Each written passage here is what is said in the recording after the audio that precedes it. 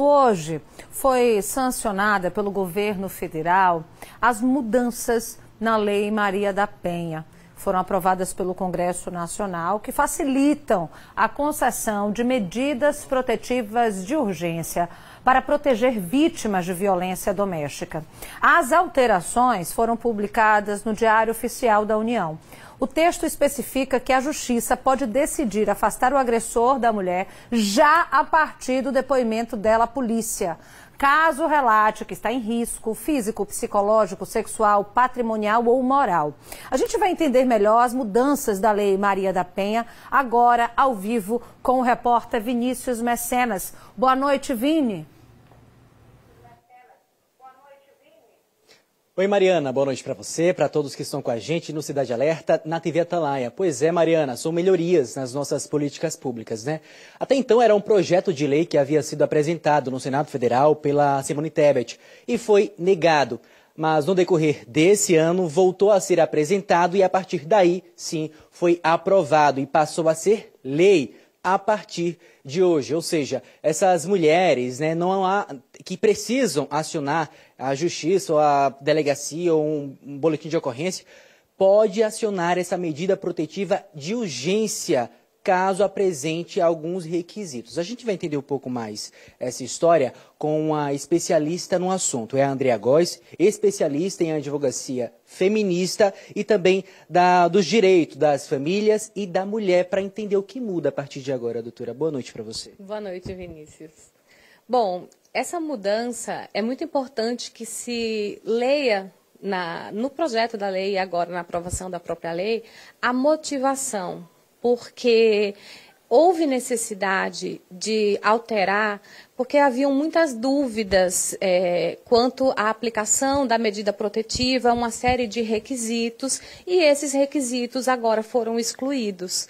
Então, antigamente, né, antes, até ontem, você precisava, para pedir um afastamento, por exemplo, de um companheiro supostamente agressor de casa, demonstrar ou uma agressão física, ou sua vulnerabilidade de alguma maneira, ou sua vulnerabilidade financeira também, e agora não é necessário mais nenhum desses requisitos.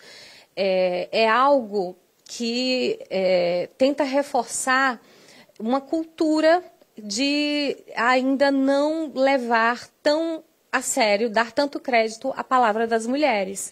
Então, é um avanço muito grande, porque existem as leis, e a Lei Maria da Penha é uma lei excelente, mas à medida que ela vai sendo aplicada ao longo dos anos, vão se observando, vão se fazendo críticas sobre os pontos onde ela ainda atrapalha de alguma maneira, né, a eficácia, e isso são avanços, porque e a outra questão, né, que eu falei agora só da razão, mas falando da mudança em si, você não precisa mais ir à delegacia, prestar um boletim de ocorrência ou ter uma investigação criminal em andamento ou um processo judicial para receber uma medida protetiva. Como é que funcionava antes? Você prestava um boletim de ocorrência, esse boletim era encaminhado em regime, muitas vezes, de urgência, mas era encaminhado para o judiciário, se abria um processo e aí um juiz que concedia essa medida protetiva. Em 2018,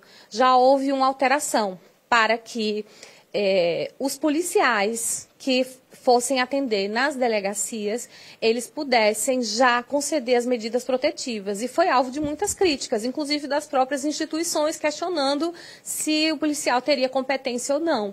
Mas, mais uma vez, a intenção da lei era o quê? Facilitar para aquelas mulheres que não estão na zona urbana, que não estão em regiões ou em condições de se locomover até as delegacias. Doutora, e de certa forma, né, se é aperfeiçoamento nas políticas públicas, instiga, vamos dizer assim, até essas mulheres que estão passando por uma situação como essa, a irem em busca de alguma ajuda das forças de segurança de alguma forma, tendo em vista que não precisa mostrar que apanhou, que está machucada, que está ensanguentada, para a partir daí dar início nesse processo burocrático.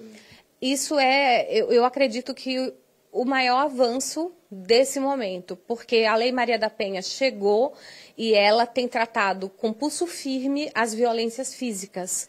Mas a gente sabe que muitas vezes uma violência psicológica constante, violência verbal, violência patrimonial, né, que cerceia a liberdade daquela mulher e de todo aquele núcleo familiar, aquilo dali pode causar danos e traumas para o resto da vida, de toda a família.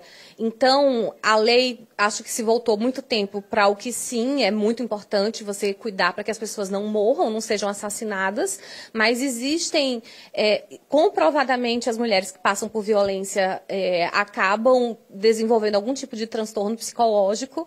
Então, é claro que a saúde delas e a vida delas também é comprometida por essas violências, então esse rol agora se amplia. Seja qualquer tipo de violência que você esteja passando, não precisa você estar com a sua vida em risco para que você peça uma protetiva. Essa é a maior diferença. Agora, na prática, né, não há necessidade dessa mulher ir em nenhuma entidade, nenhuma delegacia. Basta ver, né, um agente, alguém que faça parte das forças de segurança para pedir essa ajuda. E a partir daí a gente pode dizer que pode haver uma possível comunicação entre essa pessoa e a justiça para que a partir daí essa medida seja concedida. Né? Bom, as instituições precisam, e acredito que já desenvolveram meios de que as autoridades, né, normalmente autoridades policiais, que atendem a ocorrência no endereço onde são chamadas, elas já possam emitir essa medida protetiva. Não é porque uma medida protetiva, basta que você tenha um número, por exemplo, de protocolo. Esse número é informado à polícia. Você com a medida protetiva, tendo esse número, você já passa o número e todo mundo já fica ciente nas autoridades. Muito obrigado por sua participação. A gente sabe que o nosso tempo é bem curtinho, mas, Mariana, eu acho que ficou muito bem explicado, né, um aperfeiçoamento na Lei Maria da Penha. Mariana. Agradeço, Vinícius.